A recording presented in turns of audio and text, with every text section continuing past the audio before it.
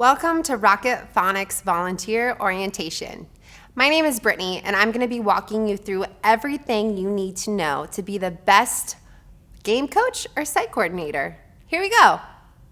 So, our goal at Rocket Phonics is to break the cycles of poverty and abuse and replace them with cycles of hope, empowerment, and success. And we do that all through teaching the gift of reading. So there are some steps we take to reach our goal, and those would be the steps to reading. The first step is building phonemic awareness, which is knowing the sounds within the words. Next is phonics. It's a system that connects the sounds to the letters. Next is sight words, being able to recognize words without sounding them out. Once you've got that down, we'll move on to fluency, reading at or about the speed at which you speak. And lastly, comprehension. This is where it all ties together. The ability to understand what you're reading. So, Rocket Phonics is a game-based reading program that works primarily with asset-limited families on achieving literacy. Most children meet their reading goals after using our program 1 to 2 times a week for 3 months. So you're probably wondering, how does it work? So the English language has 26 letters, but 36 sounds. And our games teach those sounds. That's phonemic awareness. And a phonics system allows for reading immersion. So you're probably wondering, why games? Well, believe it or not, games use students' strength. It plays onto their curiosity, their competitive spirit, and their energy. Plus, it keeps the kids' attention for longer, so that's exactly what we want. We like to say, drills kill, so keep that in mind. All right, now let's move on to our volunteer requirements. First and foremost, you have to love kids because that's who we're going to be working with. Next, you have to be able to commit some time to this. So this is a 3-month commitment. That's how long our typical process takes with the students. Like I said, it's about 2 times per week, just under 10 hours a month for 3 months. That doesn't mean if you have a vacation plan that you can't go on it. We will work with your schedules. Next, you'll have to play our games with the kids. Like I said, it's going to be games like bingo, GoFish, memory game. We're going to go over those soon. But most importantly, let them win. If they win, they're going to want to keep coming back and learning. And lastly, very, very important is to track their progress. We have something called student portfolios we'll go over soon that'll help you track student progress. All right, so now you know the requirements. Now we're going to talk about the types of volunteers. We have 2 kinds. Game coaches, which requires you playing with the students and tracking their progress with student portfolios. Then we have the site coordinators, which does require additional training. In addition to meeting with the students, you'll be evaluating the students and then also managing your volunteers, updating data sheets, and providing programs for the game coaches to work with the students. So the types of commitments we're looking at here. Pre-K volunteers are a little bit different from the older volunteers. We are limited to not going over 10 hours, so we got you right at that 9.99 hours in a single month at one time. So you're looking at a schedule that could be 1 day a week for 2 hours over 3 months with pre-Ks. Now, elementary volunteers have no limit on how many hours they can work. So we may want to meet with them a little bit more consistently. We don't really have to be looking at the clock as much when you're with these students. So 2 days a week for 2 hours over 3 months with your elementary students. All right, so let's talk about what's included in the Rocket Phonics Kit. So every Rocket Phonics Kit looks like this. It's a white box. There's some fun stuff in it. The most important thing is this play and read cards. All right, so you're going to see play and read cards. There's going to be a curriculum book. There's a volume 1 and a volume 2. And then there's going to be a blue folder. This blue folder is going to provide you with bingo cards, common word lists. So that's what's going to be included. So let's talk about using your items from your kit and adapting those. So before we get into it, we need to understand what's happening in the brain. We need to talk about memory slots and how much information can be retained. So your verbal memory is limited.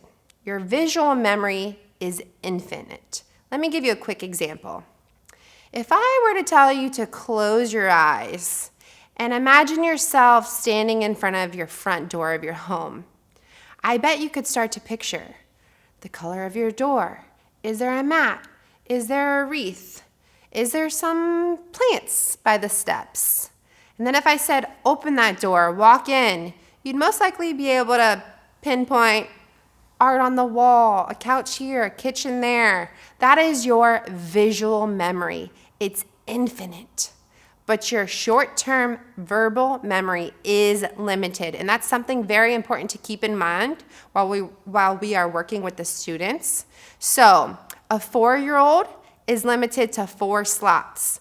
A 5-year-old is limited to 5 memory slots. A 6-year-old, 6 slots. And here's where it changes. 7 years old and up, you have 7 memory slots, give or take 2. So if I were to say, remember these numbers: 7, 1, 4, 9, 8, 2, 9, 9, 4, 1, 3, 7, 6, 5, 1, 0, 2, 9. How many did you remember? Probably only 7, give or take 2 if there's an adult on the other side of this. So that's what I'm talking about. We're limited on how much we can remember. So while you start playing the games with the kids, keep in mind that you don't want to overwhelm them with too much at one time. So let's get into the play and read cards. Every play and read card has 3 parts. Here we go. So there's a picture, which acts as a memory anchor to the letter sound. A letter, which is a symbol that you can attach to the sound, and then a word, which tells you what the picture is. So we would reference this card as G for gift when we're talking to the student. We wouldn't necessarily say, do you have the letter G? We would always want to refer to the sound. So now that you know the card parts, let's talk about actually playing games with the kids. Our most common games that we play with the kids are bingo, GoFish, the memory game, whack the sound, and where are my words. No matter what game you play, it's important to keep the game illusion and to let them win. That game illusion is making anything fun. For example, I have a 2-year-old at home. Cleaning, not his favorite thing, but I will put a timer on the microwave, put on the cleanup song, and we'll race to get everything cleaned up. That is making something boring fun. That is the game illusion, and that's what keeps kids coming back. That's what's going to keep them learning more. So first, let's dive into bingo. So bingo cards are going to be in your blue folder. Let's open that up here. All right. Here's an example of a bingo card. You'll play this game by having the student flip a card, say its sound, G, as in gift, and then they're going to put a red chip if they see the correct letter or sound. Okay, so you're going to continue until all those letters are covered up, and then you're going to want to celebrate with a victory dance. We call it the bingo dance. We get fun with it. Sometimes the kids aren't into it, but they see you acting quirky, and it's a really great time. One of the strengths of playing this game is it demonstrates letter, picture, and sound recognition all within the game illusion. So they're physically holding the card, they're looking at it, they're hunting for it, but you're still keeping the game element even though they're completely manipulating the card to how they see it. So that is how you play bingo. The weakness to bingo is that it uses a set amount of numbers. So if you're with like a VPK student, you want to start small, or maybe you don't want to jump into this that already has 9 sounds. You want to make sure that they're feeling confident before you jump into bingo. All right, GoFish. GoFish is just like regular GoFish, but instead of asking for a number, you're asking for a sound and referencing the picture. For example, If I have some cards in my hand, the opponent has some cards in their hand, then I'll say, do you have like rat? And then they'll say, no, go fish. So I'll have to draw another card. And then they'll ask me, do you have like egg? And then I'll look for it and I'll say, yes, I do. Here you go. So a strength to this game is that it offers lots of repetition. The student must listen for the sound and then search for it in their hand. Plus, they must be able to say the sounds on their own. Now, a weakness to this game is that if you're going to play with a ton of cards, then they're going to have to know all those sounds or combinations in order for you to have enough to deal them out. So as the game coach, you may start to form more pairs than the student. Remember, we want to keep them winning and feeling confident. So kind of hold the pairs, or if you run out of cards, deal them some more. It's okay to improvise. Just have fun with it. All right. Next up is my favorite game. It's called the memory game. You'll first start by selecting the cards that you want to work on. So say I want to work on t, w, n, maybe 6 or 7 more. I'll make sure I have each card's pair, and then I'll have the student help me shuffle them up, and then we'll lay them out in perfect rows. So you'll decide who will go first, have them flip over one of the cards. They must say the sound in the picture, and then they'll flip it over, and I'll say, okay, it's time to use your X-ray vision, and I'll have them put their pretend goggles on and hunt for the other card and look for another T in the crowds. So if they find it, they get to keep that match, and then it moves on to the next person's card. So that is how you play the memory game. All right, so some of the advantages and fun parts of this game is that there is lots of repetition. Kids love the game. It's fun, and it's easy to play. The weakness to this game is, like I said, there's some limited memory slots. So you don't want to use too many cards at one time for those younger kids. I like to say stick with about 8 sounds, so 16 cards in total. All right. Whack the sound. Whack the sound. So first, how you'll play this is determine what sounds, cards you want the student to work on. Once selected, you'll lay about 4 or 5 of them face up in front of the student. So if you're playing with just one kid, let's say we have letters A, R, T. So I'll have 3 or 4 cards laid out in front of them, and I'll say, can you find A? And then they'll put their hand on the letter A, and they'll whack the A. I'm like, great job, you did it. And I'll say, can you find R, like rat?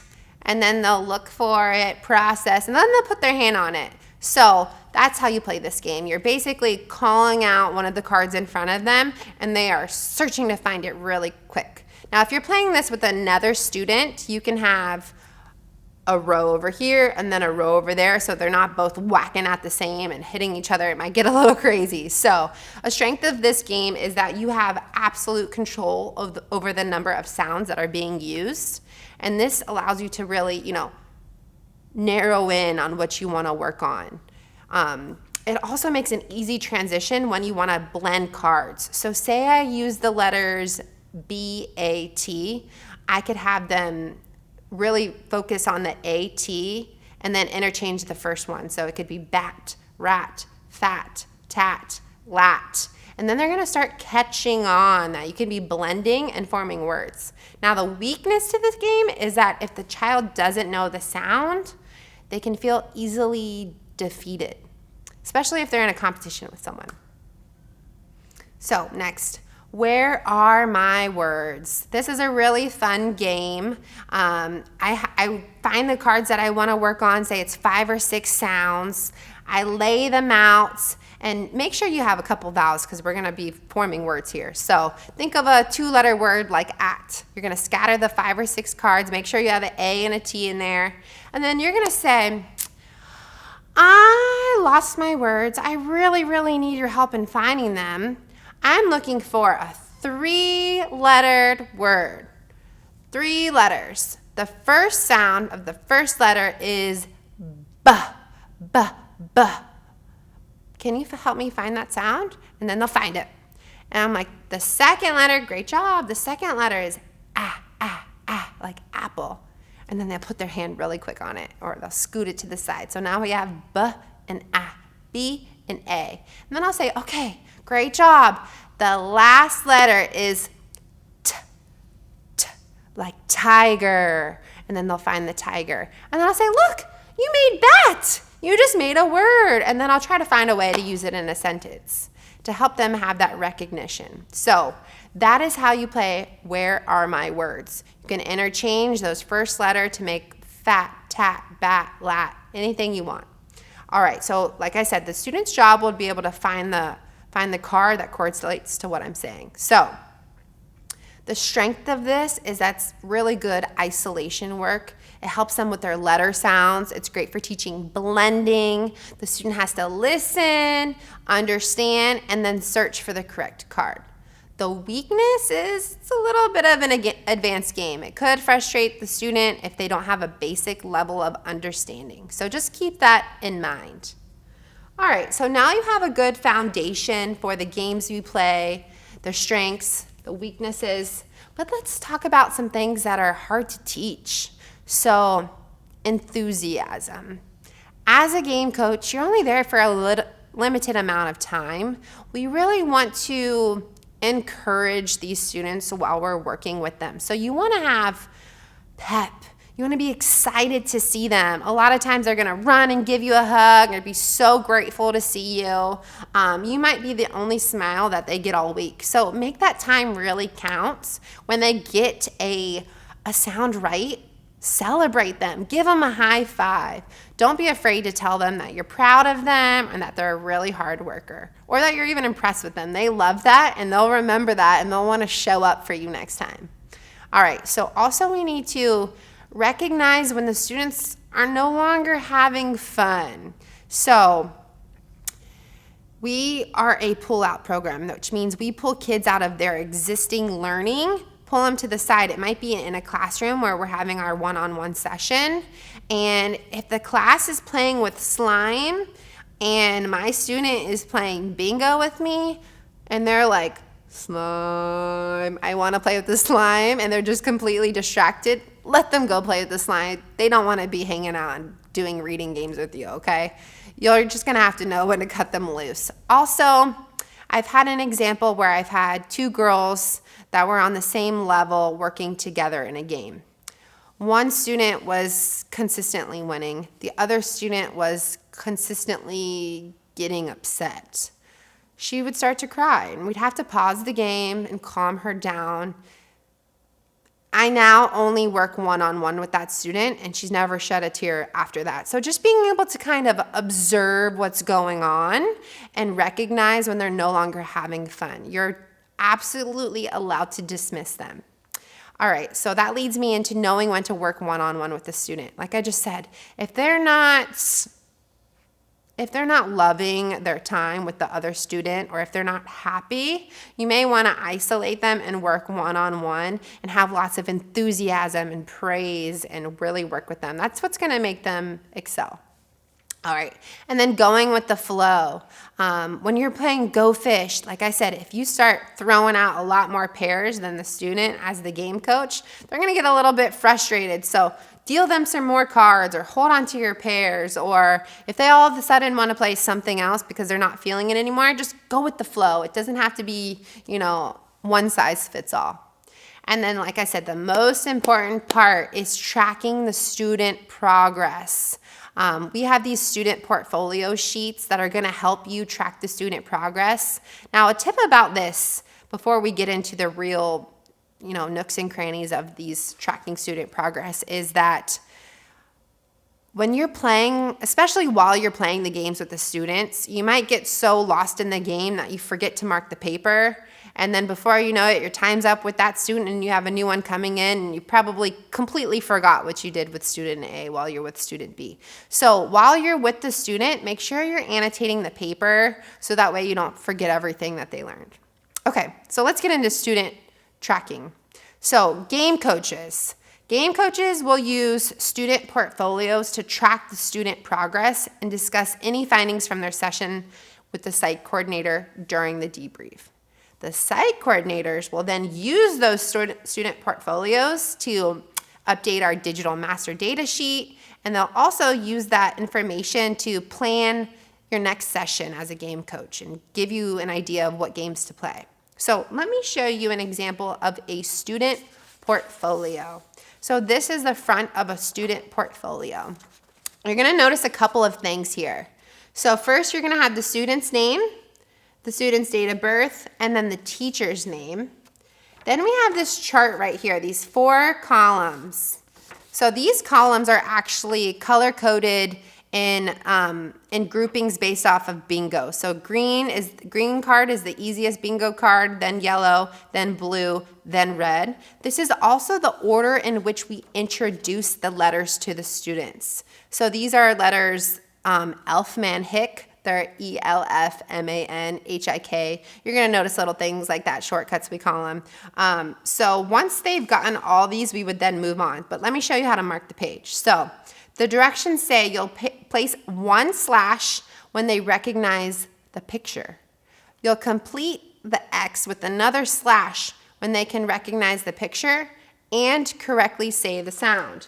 So if your student recognizes that this is a tie, but doesn't know that the sound here is I, then you'll only put 1 slash.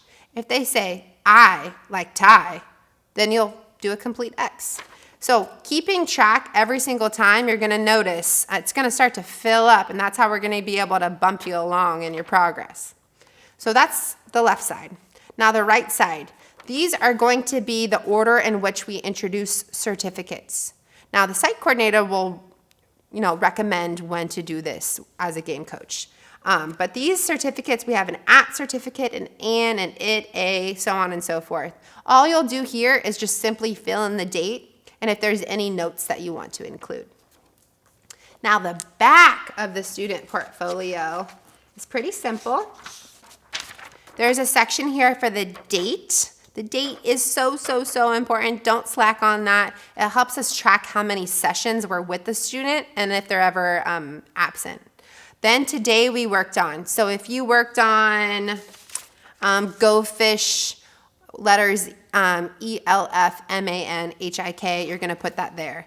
And then there's a section for outcome. Outcome's going to be like really struggled with the letter T today, or needs to do one-on-one, had a hard time with the other student in the group, or outstanding work, knew all the sounds, ready to bump it up. So that's going to be the back. It's really important to fill this out each time you're with the student. All right.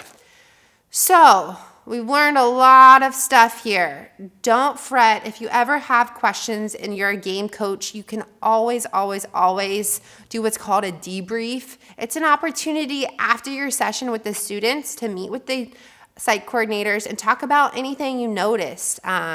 If you forgot how to play Where Are My Words, that's a great time to ask that question. If your student is just not getting it, ask for help. Don't just sit there and try to figure it out on your own. Ask for help. We are here to help you. Now, site coordinators, you will learn in your additional training that you can always reach out to me or Dr. Gufanti for more help, but we're always here to support you. So now you know everything it takes to be the absolute best volunteer. We just want to thank you so much for your commitment, for caring about these children and saving lives one reader at a time.